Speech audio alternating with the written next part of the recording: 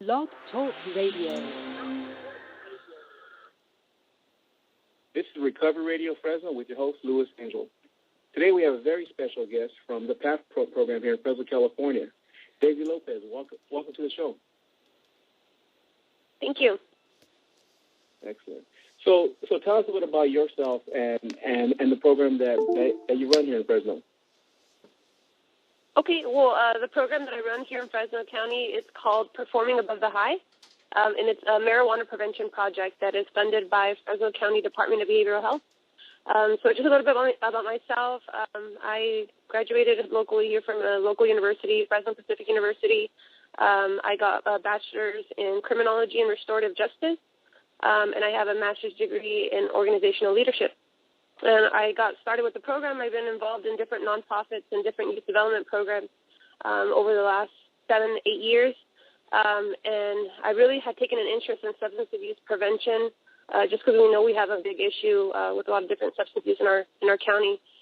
So I got invited to participate in a program that was just developing called Performing Above the High, and I became the program manager back in 2011, and I've been running it ever since for the last 3 years. And it's a really interesting project, something that we've really been able to get a lot of youth involved, and we have a lot of community support for it. And again, it's just a program where we're trying to change community norms around the issue of marijuana among the 12 to 20-year-old population. Mm-hmm. Good.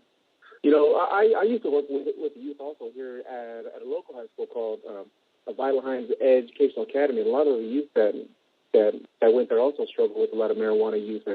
And from my own personal experience, I know personally that marijuana is definitely devastating our youth. Yes, definitely. We hear it a lot from a lot of the young people. We get comments to where they think that marijuana is not a drug, that, you know, that there's worse things out there than marijuana. You know, what we try to talk to them about is, you know, any substance use is going to affect your life in one way or another. And there are consequences to using marijuana, just like there's consequences to using any other drug out there. You know, we really just want to inform them of the consequences and give them an opportunity to make informed decisions. Mm-hmm. Yeah, great. Now, along with you, you also brought a few other guests. Why don't you introduce your guest speakers also? Okay. Yeah, we have Heidi Medina, who is an outreach specialist with the PATH Project. She's actually responsible for covering most of the west side of the county. And she goes out there and she does parent presentations, youth presentations. She's out at the schools. So you'll see her a lot out in the community. Anybody that sees the PATH Project, you'll hear a lot about Heidi Medina. And then we also have Alyssa Boyles, who is a volunteer who's been volunteering with the PATH Project for the last 2 years. She's also a big advocate out in the community. She does some of our media work, and she's also out there working with the youth, you know, really promoting the message of a drug-free lifestyle. And she's a really positive role model for these kids out there. Excellent. Maybe Heidi could give a little bit of example on some of the stuff she does out in the community. Heidi? Yeah, no, for sure. So kind of like Daisy mentioned it, I go, there is a lot that we do as an outreach specialist. I do parent presentations, so we really try to make the parents, we educate them and give them the information that they need, and other information that they might need for, to see if their kids are using it and what to do if they are. Also, not only that, we give them communication skills. So it's a really interactive presentation when it comes to the parents. It's a lot of information, and we teach them how to be vigilant with their kids and knowing, what can happen. How are they hiding it? What's the new ways that are doing it? What are the terms that they're using to hide whatever it is? So with the parents, it's really, really interactive, and everything we do, we try to make it, fun and entertaining. We never try to just talk and lecture. We try to show videos, images, everything that we can do to get the parents' interest and get them to learn more information. Now, when we go to go do curriculum, the same thing. It's when we go to the schools, we are there to educate the youth there, and we work with middle and high school students. So when we're there, the first thing we say, all right, you guys, you know what? We're here. We're educators. We're here to give you guys the information. We're here to give you guys the consequences. We're not here to judge you. We're not here to tell you what you guys, what we're not here to lecture you or anything. We're just here to give you guys information. And everything that we do, like I said, is very interactive, very, have them participate so they can, engage and want to learn, want to listen to us. And then we are at the community, so everywhere we can go out to community events, we participate. We make sure that we're passing out information, giving them information to parents, to youth, and like I said, everything in an interactive way. Mm-hmm. And that's good. Since you were talking about the population that you serve, what are some of the schools that you go to? And if somebody wants you to go to their school, what can they do? Mm-hmm. A couple of the schools that we went to, we do go to Fresno County schools to do one-time presentations. Those are presentations that we go if schools, invite us, that we have the presentation that we teach, and it's called an Up and Smoke. So it's pretty much a presentation. It's a one-time presentation that they get it. Anytime a school invites us, we're open. And then we have schools that we go on a normal basis. Daisy, do you want to go ahead and touch on that or talk about that? Yeah, so what we did is that when we wrote up the contract for Performing Above the High, we selected a few schools from around the county so that we could make sure we targeted every area in the county. So we've been from schools ranging from Mendota, Kerman, Fresno schools. We've been in Parlier, Sanger, Selma, Reedley, Easton, Coalinga. We've been everywhere. We really wanted to make sure that this program was funded to reach out to the youth of Fresno County, and we really wanted to make sure that that's what we did.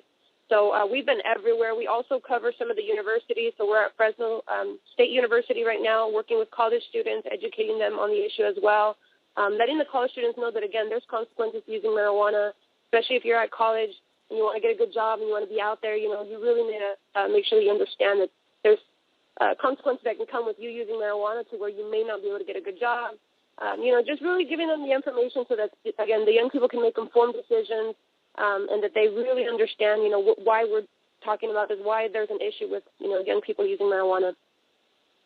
Well, why don't we stay on the topic for a little bit and so we can dig a little bit deeper into those consequences about using marijuana. What it looks like our other caller left. But go ahead and talk to us about the consequences of using marijuana. Okay, yeah. So just recently we've been getting a lot of new research on some of the effects of marijuana. There's actually a new research study that shows that young people, and again, all of the research that we look for, we really focus on the young people because we want to let them know, what the issues are. And especially, too, because the young mind is a lot more susceptible to the damage that marijuana can cause. So one of the newest research studies that just came out shows that when young people use marijuana, that there's actual proof now that they're showing that there's changes to the brain.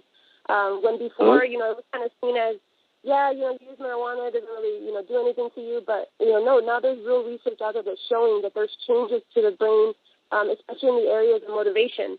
So if you hear a lot more about young people that use marijuana and they become unmotivated and, they don't want to participate in things they were usually into, that area of the brain is actually, they're showing that it's being affected. There was another research study that came out last year or a couple years ago. It was done in New Zealand, and it demonstrated that young people that use marijuana actually showed in studies that there was an 8-point drop in their IQ. So, young people, especially if they want to go and, get a good job and get a good career, they really need those IQ points to be able to, it makes the difference between a job where, you could be making a lot less money to maybe going out there and getting a job where you could, be making top bucks, And we really want the young people to understand that they may think, a drop in IQ is not a big deal, but no, it really is the difference between having an easier time at school. Yeah. I think a lot of times what happens, too, is that when a lot of young people start to use marijuana, they start to build these habits that are unhealthy, like smoking regularly. So they start ditching school, and then they start hanging out with their friends, and those things lead to other things. And you know as well as I know that in order to be successful and live a successful career, you have to build healthy habits that support your success. And if you're regularly smoking marijuana and doing all these other things, it really takes away from the time that you're committing to be investing in your future. Yeah, definitely. And I guess again, we hear a lot of young people that say, oh, well, I know my uncle or I know my cousin or so-and-so that smokes marijuana, and, he's alive, he hasn't died. Marijuana doesn't kill anybody. He's alive. And what we really want them to understand sometimes is when they're talking about some of these other people in their families that, have used marijuana since they were a kid and, they're still alive. Yeah. We really want them to understand, but how much more difficult was it because of that drug, or how much have these people lost because of that drug use, whether it be money or whether it be, relationships with their family or whatever else it is, there's always consequences to this. So we really want them to understand that they may not see immediate consequences, but especially with marijuana use, we've seen in a lot of families that it really does destroy the family. Yeah, it really does. And you know what? Before we move to our next speaker, I just heard on the news the other day that there was two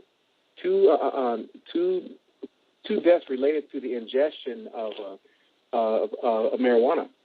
I think that was in Colorado. Yeah, they're demonstrating.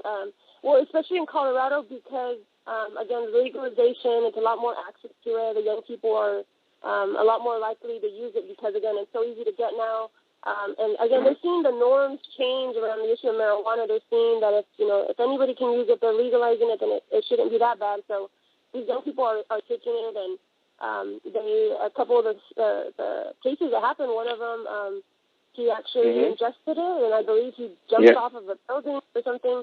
Again, we tell young people, you never know what's inside this marijuana. You never know if it's laced with something else, especially if you're getting it off the street. You really don't know what you're ingesting. Oh, yeah. So you know what? Before we move to our caller, it looks like we have one person who would like to ask a question. Let me bring him on the air. Okay. John, welcome to the show. Well, thank you.